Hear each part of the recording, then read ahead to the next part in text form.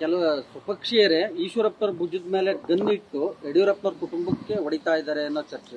ಯಡಿಯೂರಪ್ಪನವ್ರ ಕುಟುಂಬಕ್ಕೆ ಹೊಡೆಯುವಂಥದ್ದು ಯಾವುದು ಕೂಡ ಹೊಸತಲ್ಲ. ಯಡಿಯೂರಪ್ಪನವರ ತನ್ನ ಜೀವನದಲ್ಲಿ ನಿಜವಾಗ್ಲೂ ಕೂಡ ಗುಂಡಿನ ಹೊಡೆತನೂ ಕೂಡ ನೋಡಿದ್ದಾರೆ ಅವರು. ಅವತ್ತೇ ಯಡಿಯೂರಪ್ಪನವ್ರ ರಾಜಕೀಯ ಮುಗಿಸ್ಬೇಕು ಅಂತೇಳಿ ಶಿಕಾರಿಪುರದಲ್ಲಿ ಅವ್ರ ಮಾನಸಿಕ ಹಲ್ಲೆ ಆಗಿತ್ತು. ಅವ್ರ ಹೋರಾಟನೇ ಇವತ್ತು ಗುಂಡು ಹೋರಾಟ ಎಲ್ಲದೂ ಕೂಡ ಎದುರಿಸ್ಕೊಂಡ್ ಬಂದಂತವ್ರು. ಇದೇ ಕಾಶ್ಮೀರಿನ ಜಮ್ಮು ಕಾಶ್ಮೀರಲ್ಲಿ ಲಾಲ್ ಚೌಕಲ್ಲಿ ಧ್ವಜಾರೋಹಣ ಮಾಡಬೇಕಾದಾಗ ನಮ್ಮ ಗೌರವಾನ್ವಿತ ಮುರಳಿ ಮನೋಹರ್ ಜೋಶಿ ಅವರ ಜೊತೆಗೆ ವಿಮಾನಕ್ಕೆ ಗ್ರೆನೇಡ್ ದಾಳಿ ಮಾಡುವಂತ ಪ್ರಯತ್ನ ಕೂಡ ನಡೆದಿತ್ತು. ಹಾಗಾಗಿ ಇವತ್ತು ಹಿಂದುತ್ವ ವಿಚಾರದಲ್ಲಿ ಯಡಿಯೂರಪ್ಪನವರ ಕುಟುಂಬ ಇರ್ಬೋದು. ನಾನು ಕೂಡ ಒಬ್ಬ ರಾಷ್ಟ್ರೀಯ ಸ್ವಯಂ ಸೇವಕ ಸಂಘದ ಶಾಲೆಯಲ್ಲಿ ನಾವು ವಿದ್ಯಾಭ್ಯಾಸ ಮಾಡಿದಂತನು. ನಮ್ಮ ತಂದೆನೂ ಕೂಡ ಪ್ರಚಾರಕರಾಗಿ ಶಿಕಾರಿಪುರಕ್ಕೆ ಬಂದು ಅವರ ಸಾರ್ವಜನಿಕ ಕ್ಷೇತ್ರವನ್ನ ತಾವು ಬೆಳೆಸಿದಂತವ್ರು.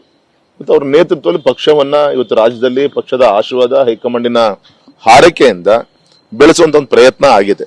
ನಾಟ್ ಓನ್ಲಿ ಯಡಿಯೂರಪ್ಪನವರು, ಶಿವಪ್ಪನವ್ರು ಇರ್ಬೋದು, ಅವತ್ತು ಎ ಕೆ ಸುಬ್ಬಯ್ಯ ಇರ್ಬೋದು. ಅಂದ್ರೆ ಯಡಿಯೂರಪ್ಪನವರ ಒಂದು ನೇತೃತ್ವದಲ್ಲಿ ಇನ್ನೂ ಹೆಚ್ಚು ಗ್ರಾಮೀಣ ಪ್ರದೇಶದಲ್ಲಿ ಮುಟ್ಟುವಂತ ಕೆಲಸವನ್ನ ಮಾಡಿದ್ರು. ಇಲ್ಲಾಂದ್ರೆ ಇವತ್ತು ನಮ್ದು ಕೂಡ ಒಂದು ತಮಿಳುನಾಡು, ಆಂಧ್ರ, ಕೇರಳ ಏನ್ ಮುಂದೆ ಅಂದ್ರೆ ಇಷ್ಟು ಲೇಟ್ ಆಗ್ತಾ ಇತ್ತೋ ಏನೋ ಗೊತ್ತಿಲ್ಲ ಸಂಘಟನೆ. ಇವತ್ತೆಲ್ಲ ಸಂಘ ಪರಿವಾರದ ಹಾರೈಕೆಯಿಂದ ಇವತ್ತು ಸಂಘಟನೆಯಲ್ಲಿ ಬೆಳೆದಿದೆ. ಇದನ್ನ ಅರ್ಥ ಮಾಡ್ಕೊಳ್ಬೇಕು. ಅದ್ಬಿಟ್ಟು ಈ ರೀತಿ ಏನು ಹೇಳಿಕೆಗಳನ್ನ ಕೊಡ್ತಿದ್ದಾರೆ.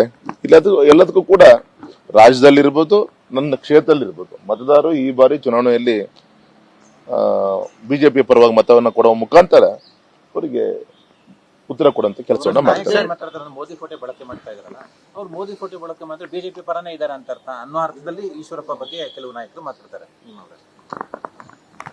ಸಹಜ. ಯಾಕೆಂದ್ರೆ ಒಬ್ಬ ಪ್ರಧಾನಮಂತ್ರಿಗಳು ಗೌರವಂತ ನಮ್ಮ ಈಶ್ವರಪ್ಪನ ಸ್ಟ್ರಾಟಜಿ ಅದು. ಮೋದಿಯವರ ಫೋಟೋ ಹಾಕೊಂಡ್ಲಿಕ್ಕೆ ಪಾಪ ಅವರು ಮೋದಿಜಿಯವ್ರ ಬಗ್ಗೆ ಅಭಿಮಾನ ಇದೆ ಅಂತ ಹೇಳ್ತಾರೆ. ನಾನು ಹೇಳಿದೆ ಆಗ್ಲೇ ಅವ್ರಿಗೆ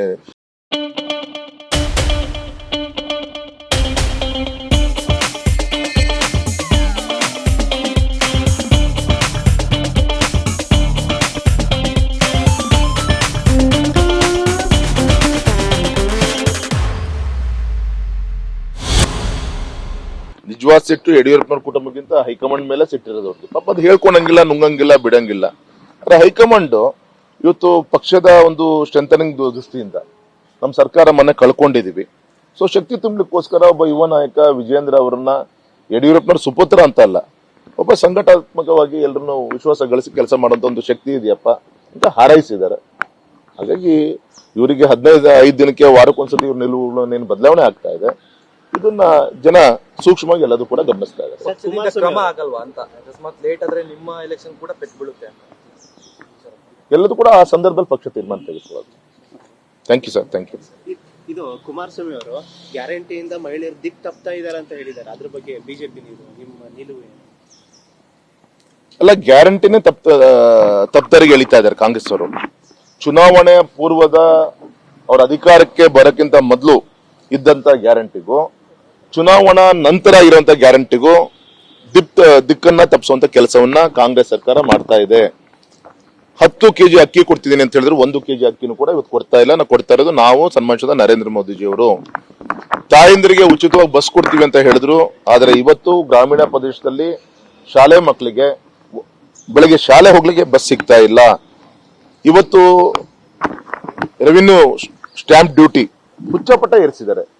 ಪಾಪ ಒಬ್ಬ ಬಡವ ಏನಾದ್ರು ಸಂಜೆ ಮೈಕೈ ನೋವಿಗೆ ಅಂತ ಹೇಳಿ ಒಂದು ಕ್ವಾರ್ಟರ್ ಏನಾದ್ರು ಕುಡಿದ್ರೆ ಅದಕ್ಕೂ ಕೂಡ ಅಬಕಾರಿ ಸುಂಕ 45 ರೂಪಾಯಿ. ಪಾಪ ಅವ್ನ ಜೋಬಿನ ತೆರಿಗೆಯನ್ನು ಕಿತ್ಕೊಂಡು ತಾಯಿಗೆ 2,000 ಕೊಟ್ಟೆ ಅಂತೇಳಿ ಭಾಷಣ ಮಾಡ್ತಾ ಇದ್ದಾರೆ. ಅವ್ರು ಹೇಳಿದ್ದೇನು, ನಮ್ಮ ರಾಜ್ಯದ ಎಲ್ಲಾ ತಾಯಿಂದಿರು ಕೂಡ 2,000 ರೂಪಾಯಿ ಕೊಡ್ತಿದ್ರು. ಈಗ APL BPL ಬಂತ, ನಿರುದ್ಯೋಗಿ ಭತ್ತೆ.